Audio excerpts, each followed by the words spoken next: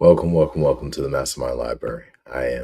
They call me Ferdinand, the bringer of balance, leader of many disciplines, and one of your hosts of the MasterMind Library, the home of the MasterMind Book Club on FHTII.com. I'm here with my co-host. A little emotional today. You doing all right? Want some more water? No. What you want? That's mine. I'll give you a couple bites, though. I gotta eat.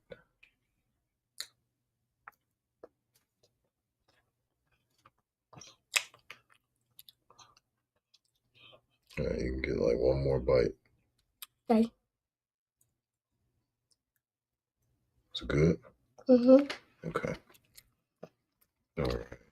So we made it to episode 147 on the MasterMind Library. Let me pick this up off the ground. Drop a little food.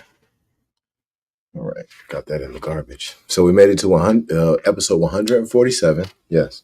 The water. Yes, you got some water. There you go. And we are still in the secrets of the Federal Reserve. And we are in chapter 5. So let's go ahead and get that up on the screen for everybody.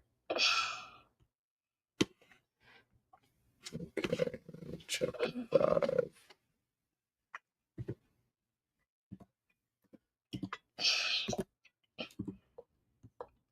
Okay, chapter 5. Let's make it a little bit larger for everybody. That's kind of small type. Should be a little bit better. It's pretty good, Trey. Is that good? Okay. Can you see that? Can you see that good, Trey? Okay, you finished with your water? Okay, let me get that. Set it down for you. All right, so we're gonna go ahead and get started.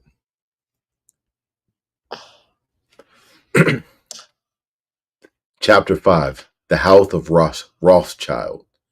The success of the Federal Reserve conspiracy will raise many questions in the minds of readers who are unfamiliar with the history of the United States and finance capital.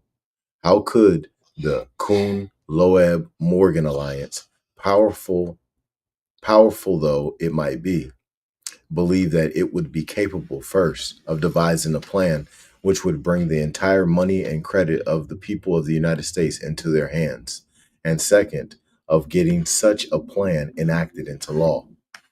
The capability of devising and enacting the National Reserve Plan as the immediate result of the Jekyll Island expedition was easily within the powers of the Kuhn-Loeb-Morgan alliance, according to the following from McClure's magazine, August 1911. The Seven Men by John Moody. 7 men in Wall Street now control a great share of the fundamental industry and resources of the United States.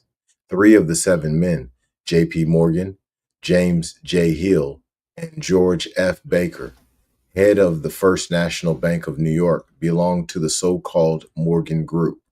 4 of them, John D. and William Rockefeller, James Stillman, head of the National City Bank, and Jacob H. Skiff of the private banking firm of Cohn-Loeb Company, to the so-called Standard Oil City Bank Group. The central machine of capital extends its control over the United States.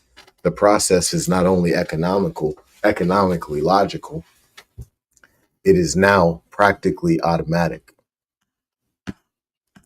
Thus, we see that the 1910 plot to seize control of the money and credit of the people of the United States was planned by men who already controlled most of the country's resources. It seemed to John Moody practically automatic that they should continue with their operations. What John Moody did not know, or did not tell his readers, was that the most powerful men in the United States were themselves answerable to another power, a foreign power, and a power which had been steadfastly seeking to extend its control over the young Republic of the United States since its very inception. This power was the financial power of England, centered in the London branch of the House of Rothschild. The fact was that in 1910, the United States was for all practical purposes being ruled from England. And so it is today. The 10 largest bank holding companies in the United States are firmly in the hands of certain banking houses, all of which have branches in London. They are JP Morgan Company, Brown Brothers Harriman, Warburg, Kuhn, Loeb, and J. Henry Schroeder. All of them maintain close relationships with the House of Rothschild. Principally, though, the Rothschild control of international money markets through its manipulation of the price of gold. Each day, the world price of gold is set in the London office of N.M. Rothschild and Company. Although these firms are ostensibly American firms, which merely maintain branches in London, the fact is that these banking houses actually take their direction from London.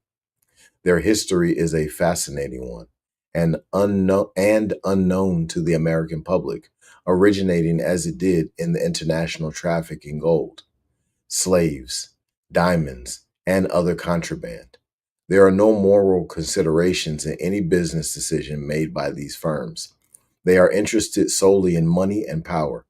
Tourists today gape at the magnificent mansions of the very rich in Newport, Rhode Island, without realizing that not only do these cottages stand as a memorial to the perennial desires of our Victorian millionaires, but that their erection in Newport represented a nostalgic memorialization of the great American fortunes, which had their beginnings in Newport when it was the capital of the slave trade. The slave trade for centuries had its headquarters in Venice until 17th century Britain, the new master of the seas, used its control of the oceans to gain a monopoly. As the American colonies were settled, its fiercely independent people, most of whom did not want slaves, found to their surprise that slaves were being sent to our ports in great numbers. For many years, Newport was the capital of this unsavory trade.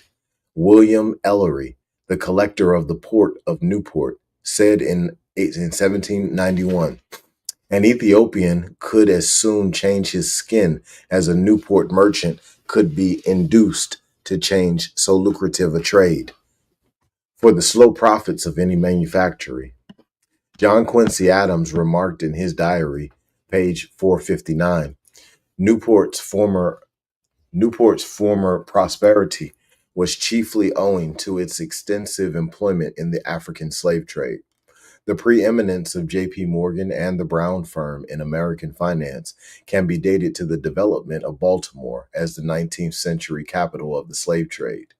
Both of these firms originated in Baltimore, opened branches in London, came under the aegis of the House of Rothschild, and returned to the United States to open branches in New York and to become the dominant power, not only in finance, but also in government. In recent years, key posts such as Secretary of Defense have been held by Robert Lovett, partner of Brown Brothers Harriman, and Thomas S. Gates, partner of Drexel and Company, a J.P. Morgan subsidiary firm. The present Vice President, George Bush, is the son of Prescott Bush, a partner of Brown Brothers Harriman, and many years the senator from Connecticut and the financial organizer of Columbia Broadcasting System, of which he also was a director for many years. To understand why these firms operate as they do, it is necessary to give a brief history of their origins. Few Americans know that J.P. Morgan Company began as George Peabody and Company. George Peabody, 1795 to 1869, born at South Danvers, Massachusetts, began business in Georgetown, D.C. in 1814 as Peabody, Riggs and Company, dealing in wholesale dry goods and in operating the Georgetown slave market. In 1815, to be closer to their source of supply, they moved to Baltimore, where they operated as Peabody and Riggs from 1815 to 1835. Peabody found himself increasingly involved with business originating from London, and in 1835, He established the firm of George Peabody and Company in London. He had excellent entree in London business through another Baltimore firm established in Liverpool, the Brown Brothers. Alexander Brown came to Baltimore in 1801 and established what is now known as the oldest banking house in the United States, still operating as Brown Brothers Harriman of New York, Brown, Shipley and Company of England, and Alex Brown and Son of Baltimore. The behind-the-scenes power wielded by this firm is indicated by the fact that Sir Montague Norman, governor of the Bank of England for many years, was a partner of Brown, Shipley and Company. Considered the single most influential banker in the world, Sir Montague Norman was organizer of informal talks between heads of central banks in 1927, which led directly to the great stock market crash of 1929. Soon as he arrived in London, George Peabody was surprised to be summoned to an audience with the gruff Baron Nathan Meyer Rothschild. Without mincing words, Rothschild revealed to Peabody that much of the London aristocracy openly disliked Rothschild and refused his invitations. He proposed that Peabody, a man of modest means, be established as a lavish host whose entertainments would soon be the talk of London. Rothschild would, of course, pay all the bills. Peabody accepted the offer and soon became known as the most popular host in London. His annual 4th of July dinner, celebrating American independence, became extremely popular with the English aristocracy, many of whom, while drinking Peabody's wine, regaled each other with jokes about Rothschild's crudities and bad manners, without realizing that every drop they drank had been paid for by Rothschild.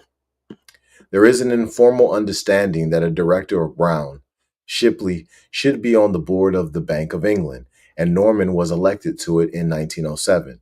Montague Norman, current biography, 1940. It is hardly surprising that the most popular host in London would also become a very successful businessman, particularly with the House of Rothschild supporting him behind the scenes. Peabody often operated with a capital of £500,000 on hand and became very astute in his buying and selling on both sides of the Atlantic. His American agent was the Boston firm of Beebe, Morgan and Company, headed by Junius S. Morgan, father of John Pierpont Morgan. Peabody, who never married, had no one to succeed him, and he was very favorably impressed by the tall, handsome Junius Morgan. He persuaded Morgan to join him in London as a partner in George Peabody and Company in 1854. In 1860, John Pierpont Morgan had been taken on as an apprentice by the firm of Duncan Sherman in New York. He was not very attentive to business, and in 1864, Morgan's father was outraged when Duncan Sherman refused to make his son a partner. He promptly extended an arrangement whereby one of the chief employees of Duncan Sherman, Charles H. Dabney, was persuaded to join John Pierpont Morgan in a new firm, Dabney, Morgan and Company. Banker's Magazine, December 1864, noted that Peabody had withdrawn his account from Duncan Sherman and that other firms were expected to do so. The Peabody account, of course, went to Dabney, Morgan Company. John Pierpont Morgan was born in 1837 during the first money panic in the United States. Significantly, it had been caused by the House of Rothschild, with whom Morgan was later to become associated. In 1836, President Andrew Jackson, infuriated by the tactics of the bankers who were attempting to persuade him to renew the charter of the Second Bank of the United States, said, "You are a den of vipers. I intend to rout you out, and by the eternal God, I will rout you out.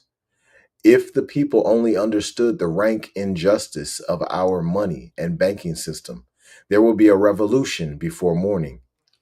Although Nicholas Biddle was president of the Bank of the United States, It was well known that Baron James D. Rothschild of Paris was the principal investor in this central bank. Although Jackson had vetoed the renewal of the charter of the Bank of the United States, he probably was unaware that a few months earlier, in 1835, the House of Rothschild had cemented a relationship with the United States government by superseding the firm of Baring as financial agent of the Department of State on January 1st, 1835. Henry Clews, the famous banker, in his book, 28 Years in Wall Street, states that the Panic of 1837 was engineered because the charter of the Second Bank of the United States had run out in 1836. Not only did President Jackson promptly withdraw government funds from the Second Bank of the United States, but he deposited these funds, 10 million, in state banks. The immediate result, Clues tells us, is that the country began to enjoy great prosperity. This sudden flow of cash caused an immediate expansion of the national economy, and the government paid off the entire national debt, leaving a surplus of 50 million in the treasury. The European financiers had the answer to this situation. Clues further states the Panic of 1837 was aggravated by the Bank of England when it in one day threw out all the paper connected with the United States. The Bank of England, of course, was synonymous with the name of Baron Nathan Mayer Rothschild. Why did the Bank of England in one day throw out all paper connected with the United States? That is, refuse to accept or discount any securities, bonds, or other financial paper based in the United States. The purpose of this action was to create an immediate financial panic in the United States, cause a complete contraction of credit, halt further issues of stock and bonds, and ruin those seeking to turn United States securities into cash. In this atmosphere of financial panic, John Pierpont Morgan came into the world. His grandmother, Joseph Morgan, was a well-to-do farmer who owned 106 acres in Hartford, Connecticut. He later opened the City Hotel and the Exchange Coffee Shop, and in 1819 was one of the founders of the Aetna Insurance Company.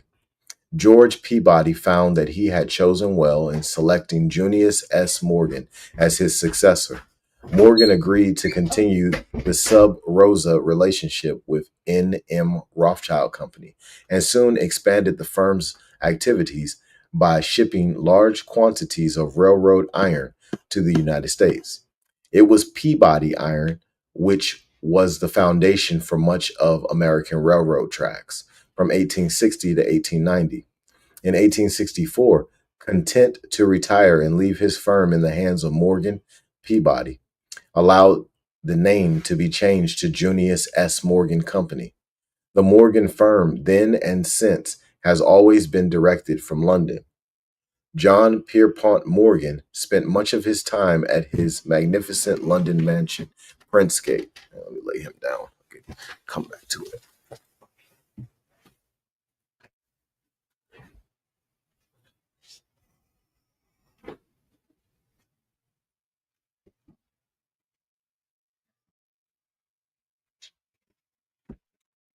All right. One of the high watermarks of the successful Rothschild Peabody Morgan business venture was the Panic of 1857. It had been 20 years since the Panic of 1837. Its lessons had been forgotten by hordes of eager investors who were anxious to invest the profits of a developing America. It was time to fleece them again. The stock market operates like a wave washing up on the beach. It sweeps with it many minuscule creatures who derive all of their life support from the oxygen and water of the wave. They coast along at the crest of the tide of prosperity. Suddenly the wave, having reached the high water mark on the beach, recedes, leaving all of the creatures gasping on the sand. Another wave may continue in time to save them, but in all likelihood, it will not come as far. And some of the sea creatures are doomed. In the same manner, waves of prosperity, fed by newly created money through an artificial contraction of credit, recedes, leaving those it had borne high to gasp and die without hope of salvation. Corsair, The Life of J.P. Morgan, tells us that the Panic of 1857 was caused by the collapse of the grain market and by the sudden collapse of Ohio Life and Trust for a loss of $5 million. With this collapse, 900 other American companies failed. Significantly, one not only survived, but prospered from the crash. In Corsair, we learned that the Bank of England lent George Peabody and Company £5 million during the Panic of 1857. Winkler, in Morgan the Magnificent, says that the Bank of England advanced Peabody £1 million, an enormous sum at that time, and the equivalent of $100 million today, to save the firm. However, no other firm received such beneficence during this panic. The reason is revealed by Matthew Josephson in The Robber Barons. He says on page 60, "For such qualities of conservatism and purity, George Peabody and Company, the old tree out of which the House of Morgan grew, was famous. In the Panic of 1857, when depreciated securities had been thrown on the market by distressed investors in America, Peabody and the elder Morgan, being in possession of cash, had purchased such bonds as possess real value freely, and then resold them at a large advance when sanity was restored.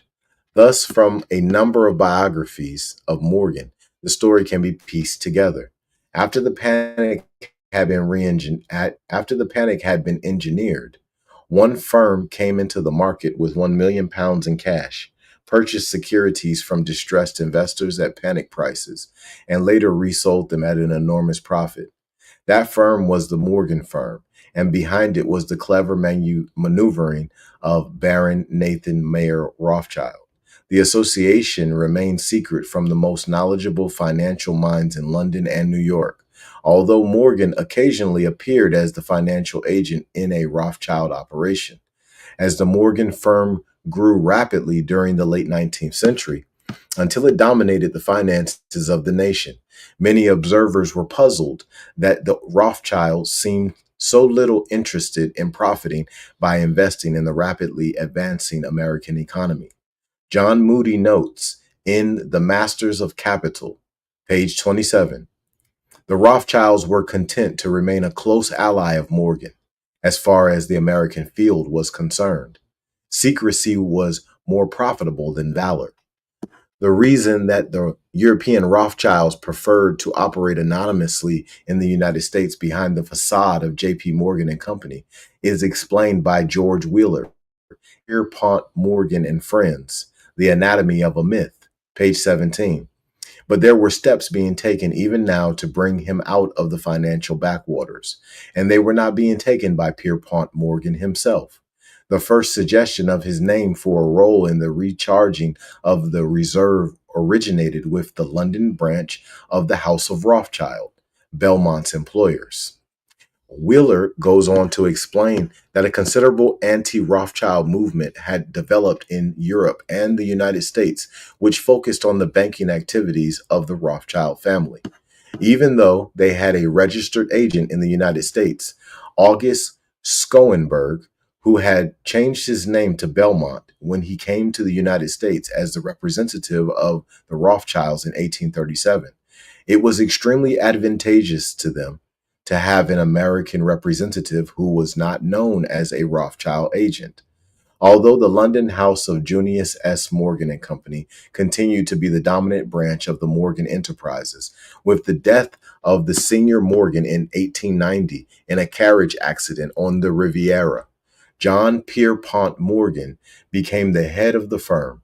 After operating as the American representative of the London firm from 1864 to 1871 as Dabney Morgan Company, Morgan took on a new partner in 1871, Anthony Drexel of Philadelphia, and operated as Drexel Morgan and Company until 1895. Drexel died in that year, and Morgan changed the name of the American branch to J.P. Morgan and Company. LaRouche tells us that on February 5th, 1891, a secret association known as The Round Table Group was formed in London by Cecil Rhodes, his banker, Lord Rothschild, the Rothschild-in-law, Lord Rosebery, and Lord Curzon. He states that in the United States, the Round Table was represented by the Morgan Group. Dr. Carroll Quigley refers to this group as the British American Secret Society in Tragedy and Hope, stating that the chief backbone of this organization grew up along the already existing financial cooperation running from the Morgan Bank in New York to a group of international financiers in London led by Lazard Brothers in 1901. William Guy Carr in Pawns in the Game states that in 1899, J.P. Morgan and Drexel went to England to attend the International Bankers Convention. When they returned, J.P. Morgan had been appointed head representative of the Rothschilds' interests in the United States. As the result of the London conference, J.P. Morgan and Company of New York, Drexel and Company of Philadelphia, Greenfell and Company of London, and Morgan Harges C. of Paris, M. Warburg Company of Germany and America, and the House of Rothschild were all affiliated, apparently unaware of the Peabody connection with the Rothschilds and the fact that the Morgans had always been affiliated with the House of Rothschild. Carr supposed that he had uncovered this relationship as of 1899, when in fact it went back to 1835. After World War I, the Round Table became known as the Council on Foreign Relations in the United States and the Royal Institute of International Affairs in London. The leading government officials of both England and the United States were chosen from its members. In the 1960s, as growing attention centered on the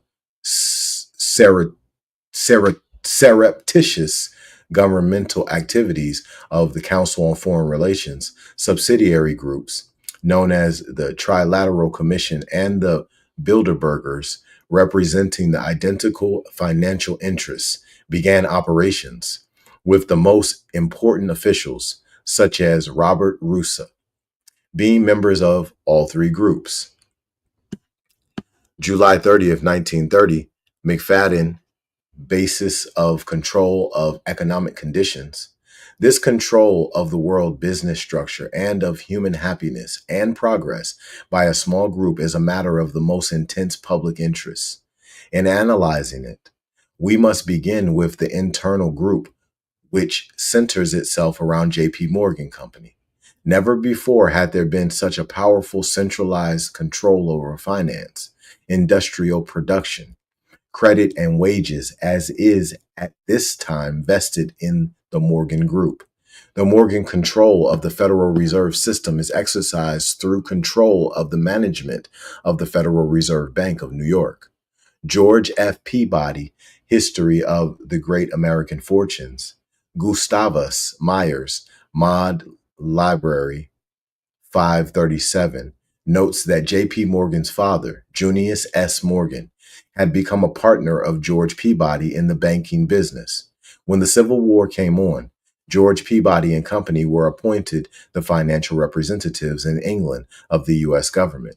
With this appointment, their wealth suddenly began to pile up, where hitherto they had amassed the riches by stages not remarkably rapid. They now added millions within a very few years. According to writers of the day, the methods of George Peabody and Company were not only unreasonable, but double treason, in that, while in the act of giving inside aid to the enemy, George Peabody and Company were the potentiaries of the U.S. government and were being well paid to advance its interests. Springfield Republic, 1866. For all who know anything on the subject know very well that Peabody and his partners gave us no faith and no help in our struggle for national existence. They participated to the fullest in the common English distrust of our cause and our success, and talked and acted for the South rather than for our nation. No individuals contributed so much to flooding our money markets and weakening financial confidence in our nationality than George Peabody and Company. and none made more money by the operation. All the money that Mr. Peabody has given away so lavishly among our institutions of learning was gained by the speculations of his house in our misfortunes. Also, New York Times, October 31st, 1866. Carpetbaggers, money fund, lightning over the Treasury building. John Elson, Meter Publishing Company, Boston 41, page 53. The Bank of England with its subsidiary banks in America under the domination of J.P. Morgan, the Bank of France, and the Reich Bank of Germany composed an interlocking and cooperative banking system, the main objective of which was the exploitation of the people. According to William Guy Carr in Pawns in the Game, 42. The initial meeting of these ex officio planners took place in Meyer Amschel Bauer's goldsmith shop in Frankfurt in 1773. Bauer, who adopted the name of Rothschild or Red Shield from the red shield which he hung over his door to advertise his business. The red shield today is the official coat of arms of the city of Frankfurt. Was only 30 years of age when he invited 12 other wealthy and influential men to meet him in Frankfurt. His purpose was to convince them that if they agreed to pool their resources, they could then finance and control the world revolutionary movement and use it as their manual of action to win ultimate control of the wealth, natural resources, and manpower of the entire world. This agreement reached, Meyer unfolded his revolutionary plan. The project would be backed by all the power that could be purchased with their pooled resources. By clever manipulation of their combined wealth, it would be possible to create such adverse economic conditions that the masses would be reduced to a state bordering on starvation by unemployment. Their paid propagandists would arouse feelings of hatred and revenge against the ruling classes by exposing all real and alleged cases of extravagance, licentious conduct, injustice, oppression, and persecution. They would also invent infamies to bring into disrepute others who might, if left alone, interfere with their overall plans. Rothschild turned to a manuscript and proceeded to read a carefully prepared plan of action. 1. He argued that law was force only in disguise. He reasoned it was logical to conclude by the laws of nature right lies in force. 2. Political freedom is an idea, not a fact.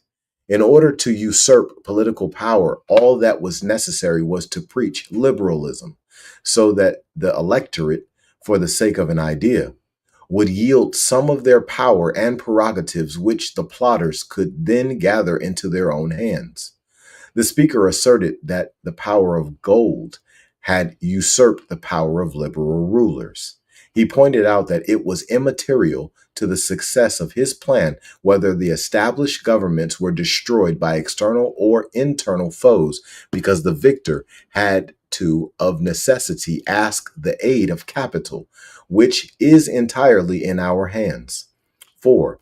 He argued that the use of any and all means to reach their final goal was justified on the grounds that the ruler was governed by the moral code, was not a skilled politician because he left himself vulnerable and in an unstable position. 5. He asserted that our right lies in force. The word right is an abstract thought and proves nothing.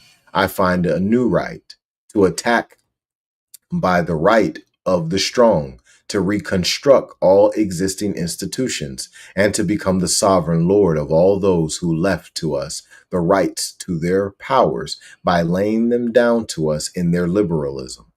6. The power of our resources must remain invisible until the very moment when it has gained such strength that no cunning or force can undermine them. He went on to outline 25 points. Number 8 dealt with the use of alcoholic liquors, drugs, moral corruption, and all vice to systematically corrupt youth of all nations. 9. They had the right to seize property by any means and without hesitation, if by doing so they secured submission and sovereignty. 10. We were the first to put the slogans liberty, equality, and fraternity into the mouths of the masses, which set up a new aristocracy. The qualification for this aristocracy is wealth, which is dependent on us. 11.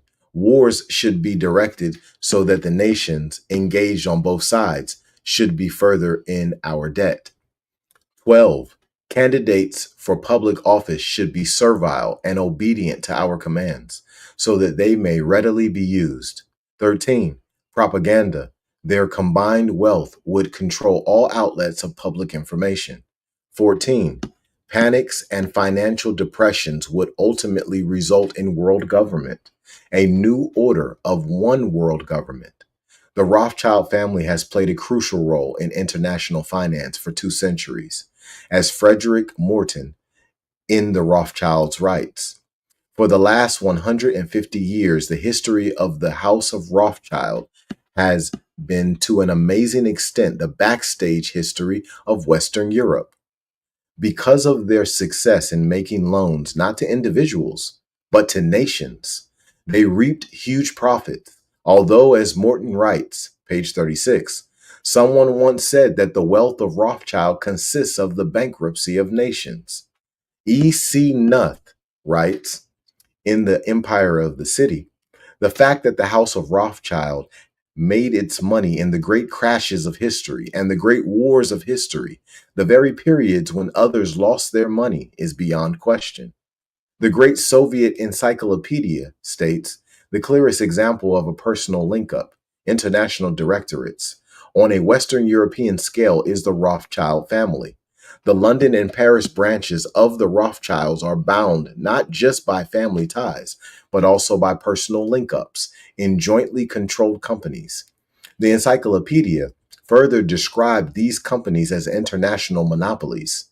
The sire of the family, Mayer Amschel Rothschild, established a small business as a coin dealer in Frankfurt in 1743, although previously known as Bar. He advertised his profession by putting up a sign depicting an eagle on a red shield, an adaptation of the coat of arms of the city of Frankfurt, to which he added 5 golden arrows extending from the talons, signifying his 5 sons. Because of this sign, he took the name Rothschild or Red Shield.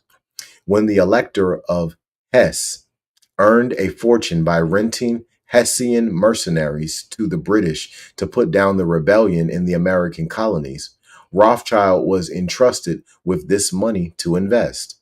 He made an excellent profit both for himself and the elector, and attracted other accounts. In 1785, he moved to a larger house, 148 Judengasse, a 5-story house known as the Green Shield, which he shared with the Skiff family. The 5 sons established branches in the principal cities of Europe, the most successful being James in Paris and Nathan Mayer in London. Ignatius Bala, in the Romance of the Rothschilds, tells us how the London Rothschild established his fortune. He went to Waterloo, where the fate of Europe hung in the balance, saw that Napoleon was losing the battle, and rushed back to Brussels. At Ostend, he tried to hire a boat to England, but because of a raging storm, no one was willing to go out. Rothschild offered 500 francs, then 700, and finally 1,000 francs for a boat. One sailor said, "I will take you for 2,000 francs. Then at least my widow will have something if we are drowned." Despite the storm, they crossed the channel. The next morning, Rothschild was at his usual post in the London Exchange. Everyone noticed how pale and exhausted he looked. Suddenly, he started selling, dumping large quantities of securities. Panic immediately swept the exchange. Rothschild is selling. He knows we have lost the Battle of Waterloo. Rothschild and all his known agents continued to throw securities on the market. Bala says nothing could arrest the disaster. At the same time, he was quietly buying up all securities by means of secret agents whom no one knew. In a single day, he had gained nearly £1,000,000, giving rise to the saying, the Allies won the Battle of Waterloo, but it was really Rothschild who won. In The Prophets of War, Richard Lewinson says, Rothschild's war profits from the Napoleonic Wars financed their later stock speculations. Under Metternich, Austria, after long hesitation, finally agreed to accept financial direction from the House of Rothschild. The New York Times, April 1st, 1915, reported that in 1914, Baron Nathan Mayer D. Rothschild went to court to suppress Ignatius Bala's book on the grounds that the Waterloo story about his grandfather was untrue and libelous. The court ruled that the story was true, dismissed Rothschild's suit, and ordered him to pay all costs. The New York Times noted in this story that the total Rothschild wealth has been estimated at $2 billion. A previous story in the New York Times, May 27, 1905, noted that Baron Alphonse de Rothschild, head of the French House of Rothschild, possessed $60 million in American securities in his fortune, although the Rothschilds reputedly were not active in the American field. This explains why their agent, J.P. Morgan, had only $19 million in securities in his estate when he died in 1913. And securities handled by Morgan were actually owned by his employer, Rothschild. After the success of his Waterloo exploit, Nathan Mayer Rothschild gained control of the Bank of England through his near monopoly of consols and other shares. Several central banks, or banks which had the power to issue currency, had been started in Europe. The Bank of Sweden in 1656, which began to issue notes in 1661, the earliest being the Bank of Amsterdam, which financed Oliver Cromwell's seizure of power in England in 1649, ostensibly because of religious differences. Cromwell died in 1657, and the throne of England was reestablished when Charles II was crowned in 1660. He died in 1685. In 1689, the same group of bankers regained power in England by putting King William of Orange on the throne. He soon repaid his backers by ordering the British Treasury to borrow £1,250,000 from these bankers. He also issued them a royal charter for the Bank of England, which permitted them to consolidate the national debt, which had just been created by this loan, and to secure payments of interest and principal by direct taxation of the people. The charter forbade private goldsmiths to store gold and to issue receipts, which gave them the stockholders of the Bank of England a money monopoly. The goldsmiths also were required to store their gold in the Bank of England vaults. Not only had their privilege of issuing circulating medium been taken away by government decree, but their fortunes were now turned over to those who had supplanted them. In his Cantos 46:27, Ezra Pound refers to the unique privileges which William Paterson advertised in his prospectus for the charter of the Bank of England. Said Peterson, hath benefit of interest on all the monies which the bank, creates out of nothing. The nothing which is referred to, of course, is the bookkeeping operation of the bank, which creates money by entering a notation that it has lent you $1,000, money which did not exist until the bank made the entry. By 1698, the British Treasury owed £16 million sterling to the Bank of England. By 1815, principally due to the compounding interest, the debt had risen to £885 million sterling. Some of this increase was due to the wars which had flourished during that period, including the Napoleonic Wars and the wars which England had fought to retain its American colony. Note, in the United States, after the stockholders of the Federal Reserve System had consolidated their power in 1934, our government also issued orders that private citizens could not store or hold gold. William Patterson, 1658 to 1719, himself benefited little from the monies which the bank creates out of nothing, as he withdrew after a policy disagreement from the Bank of England a year after it was founded. A later William Patterson became one of the framers of the United States Constitution.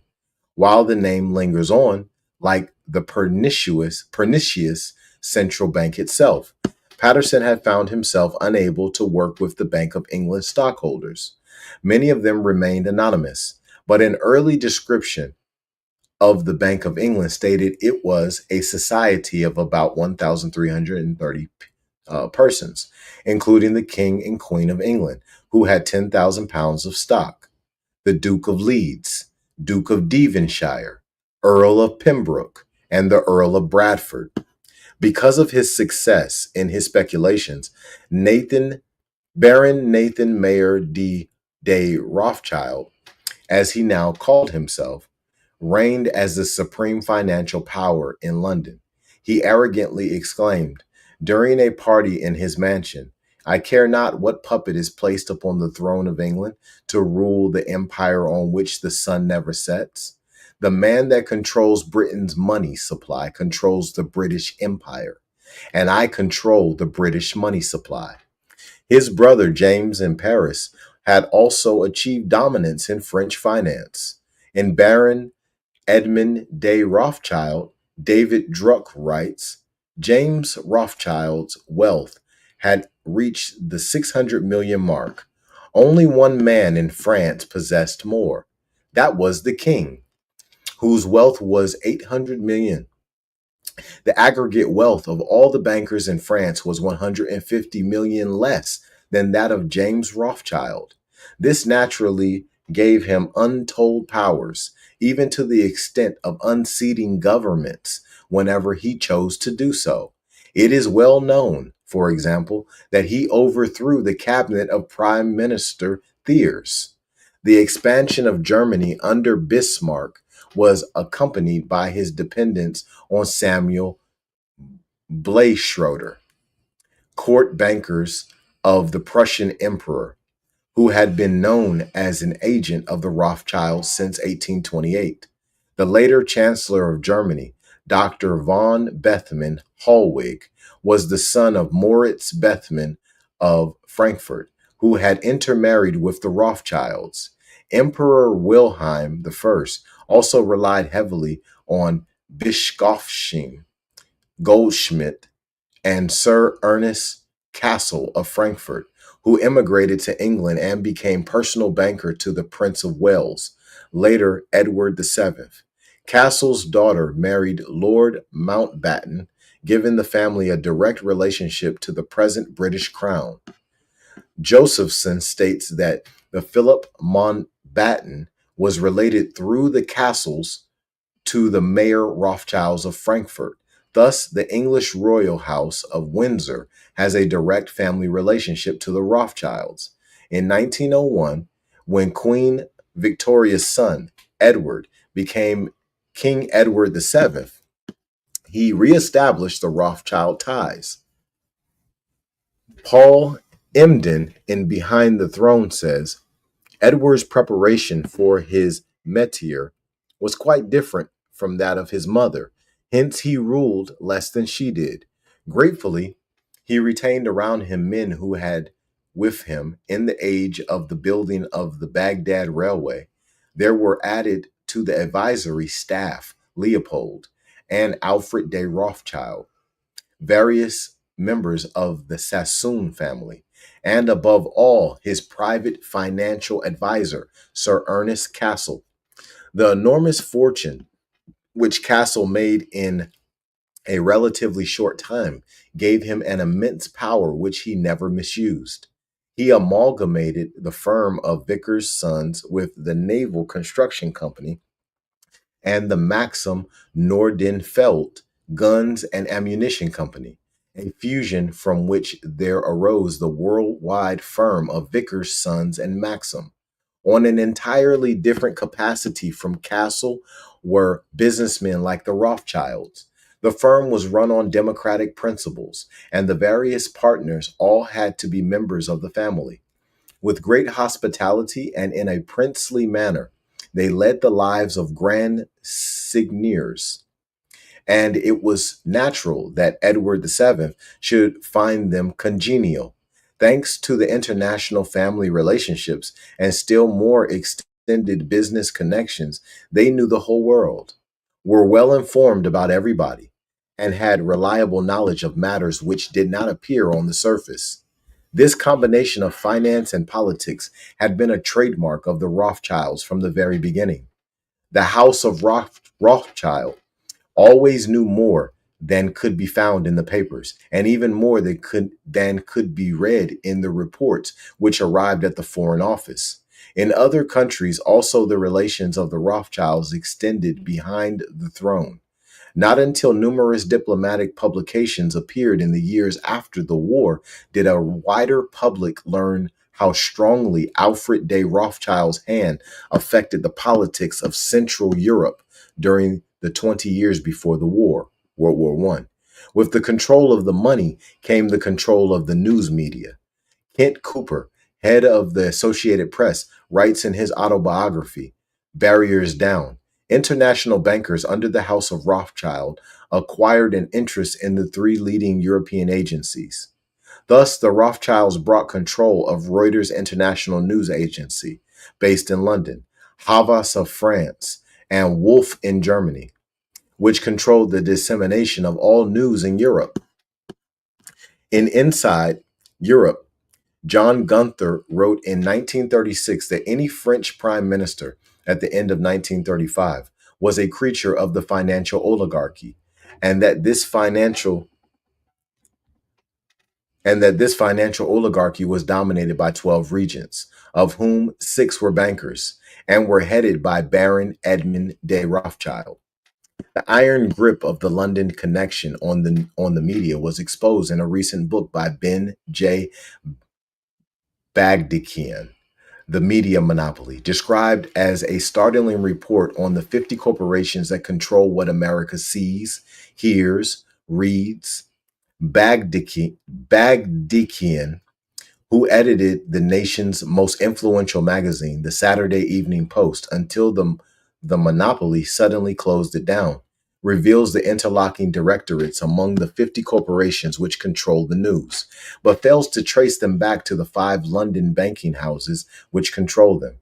He mentions that CBS interlocks with the Washington Post, Allied Chemical, Wells Fargo Bank, and others, but does not tell the reader that Brown Brothers Harriman controls CBS, or that the Eugene Meyer family, Lazard Freres, controls Allied Chemical and the Washington Post, and Kuhn Loeb Company, the Wells Fargo Bank. He shows the New York Times interlocked with Morgan Guaranty Trust, the American Express, First Boston Corporation, and others, but does not show how the banking interlocks. He does not mention the Federal Reserve System in his entire book, which is conspicuous by its absence. Bagdikian documents that the media monopoly is steadily closing down more newspapers and magazines. Washington, D.C., with one paper, The Post, is unique among world capitals. London has 11 daily newspapers, Paris 14, Rome 18, Tokyo 17, and Moscow 9. He cites a study from the 1982 World Press Encyclopedia that the United States is at the bottom of industrial nations in the number of daily newspapers sold per 1,000 population. Sweden leads the list with 572. The United States is at the bottom with 287. There is universal distrust of the media by Americans because of their notorious monopoly and bias. The media unanimously urge higher taxes on working people, more government spending, a welfare state with totalitarian powers, close relations with Russia, and a rabid denunciation of anyone who opposes communism. This is the program of the London Connection. It flaunts a maniacal racism and has at its motto the dictum of its high priestess, Susan Sontag, that the white race is the cancer of history. Everyone should be against cancer. The media monopoly deals with its opponents in one or two ways. Either frontal assault of libel, which the average person cannot afford to litigate, or an iron curtain of silence, the standard treatment for any work which exposes its clandestine activities. Although the Rothschild plan does not match any single political or economic movement since it was enunciated in 1773, vital parts of it can be discerned in all political revolution since that date. LaRouche points out that the Round Table sponsored Fabian socialism in England while backing the Nazi regime through a Round Table member in Germany, Dr. Hjalmar Schacht, and that they used the Nazi government throughout the World War II through Round Table member Admiral Canaris, while Alan Dulles ran a collaborating intelligence operation in Switzerland for the Allies. And that concludes chapter 5 on the Rothschild House. On our next episode, we'll be on chapter 6, the London Connection. And so we've been reading Secrets of the Federal Reserve by Eustace Mullins. Powerful material, y'all. It's letting us know how our money is moving. You get a chance, hit the MasterMind Library. Down in the description of this video, there's the link for the MasterMind Library. There's at least 1,000 books in there. It's not an exaggeration. It's like 900 to 1,000 books in there, something close to that. And it's all some really valuable material that will help you moonwalk to everlasting life more abundantly. But it will give you saving power. There's information in there about holistic health. I mean, there's books in there about holistic health. There's books in there on how to learn Arabic. There's books in there on, there's multiple different dictionaries. There's multiple versions of the Bible. The Quran is in there. The Circle 7 Quran is in there. There's books in there on learning how to navigate on the seas. There's books in there on learning how to be a platoon commander in the Marines, right? So there's some valuable material in the MasterMind Library, and the link is right down in the description. So go on in there and grab the Secrets of the Federal Reserve. Check out the first 4 chapters if you haven't been tuning in since before today. But I'll be here tomorrow, and we'll be on chapter 6. So y'all be blessed and expose your gift.